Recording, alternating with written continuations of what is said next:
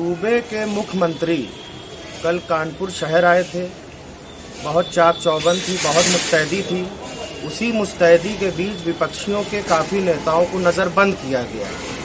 आज हम विधानसभा आर नगर विधानसभा के विधायक अमिताभ वाजपेयी, जिनको कल नज़रबंद किया गया, उनसे उसी विषय में बात करने आए हैं। उनसे बात करने के लिए आर नगर विधायक अमिताभ वाजपेयी जी जुड़ गए हैं।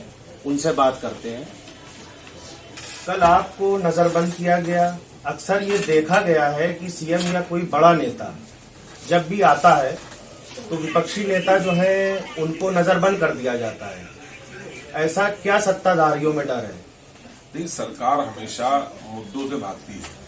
भारतीय जनता पार्टी की आस्था लोकतंत्र में है नहीं। जब ये कहते हैं सदन बुलाएंगे, सदन में चर्चा करेंगे, सदन बुलाते नहीं, और बुलाते हुए केवल औपचारिक कार्य करके सदन से भाग जाते हैं। ये हमेशा इसका नियत केवल बजट पास करने की, विधेयक पास करने की रहती है। इस बार तो सरकार ने रिकॉर्ड कायम कर दिया, केवल 6.5 घंटे सदन चला करके शीत सत्र समाप्त कर दिया, जो कि 30 दिन का होना चाहिए, तो 6.5 घंटे में समाप्त हो गया।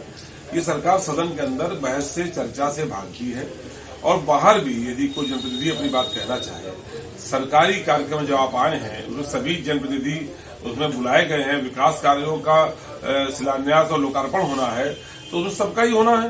तो उसमें क्यों भारतीय जनता पार्टी के प्रतिनिधियों का बुलाते हैं और दूसरे दल के प्रतिनिधियों को क्यों नहीं आने देते, ये बात आज तक समझ में नहीं आई। लेकिन हमें लगता है कि सरकार का लोकतंत्र में भरोसा नहीं है और ये विपक्ष के मुद्दों को नजरअंदाज करना चाहते हैं, जनता के मूल मुद्दों से दूर भागना चाहते हैं। इसलिए इनको सुनना न पड़े जनता की आवाज, इसलिए ये विपक्षियों को नजरबंद कराने का काम करते हैं।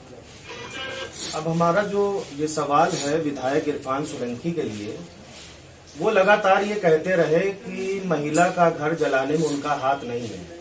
ऐसा क्या कारण है कि सत्ता या सिस्टम या सरकार एक जनप्रतिनिधि को उस पर भरोसा नहीं कर रही है? ऐसा क्या कारण है?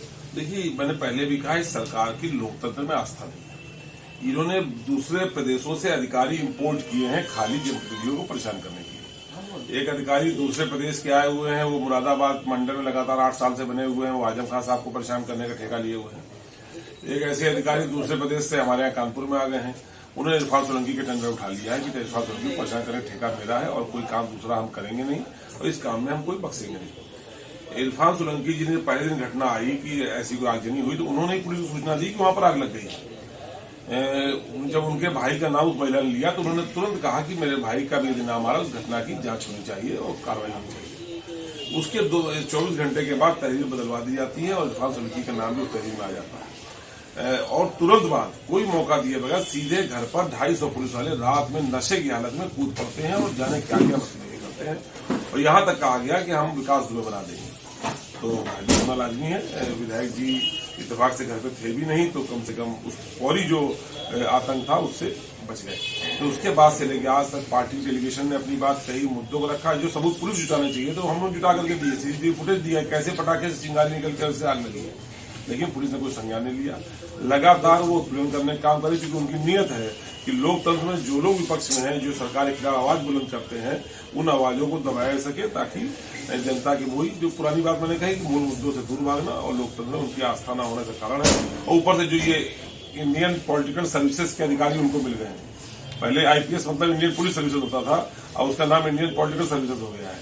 इनको इंडियन पॉलिटिकल सर्विसेज के अधिकारी मिल गए हैं कि सुपारी लेकर के विधायकों का दमन करने का काम कर रहे हैं।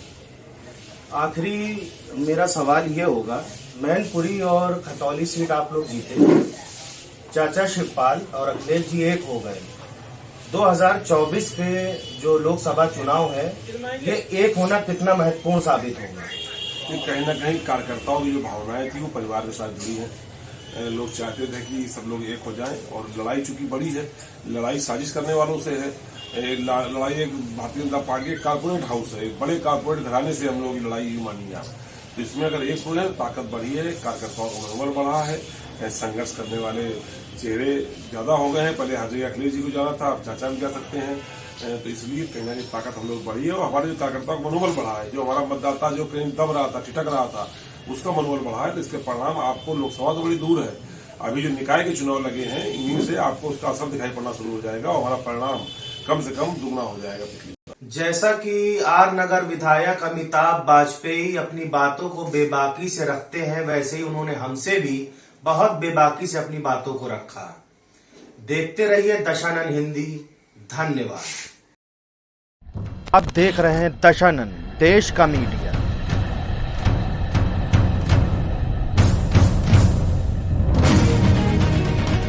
किस चीज ने भारत को पहले कमजोर किया था जिससे हमने आजादी खोई? इंटरनेशनल प्रेशर पैदा करने की ताकत आज हिंदुस्तान में 100 करोड़ का देश है। दशानन का उद्देश्य है सत्ता और सिस्टम में छुपे भ्रष्ट नकाबपोशों को निरंतर उजागर करते रहने का।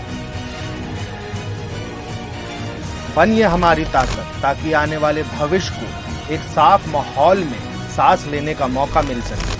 हमारे YouTube, Facebook, Twitter और Instagram पेज पर बढ़ाइए हमारी ताकत और देखते रहिए दशानन, देश का मीडिया।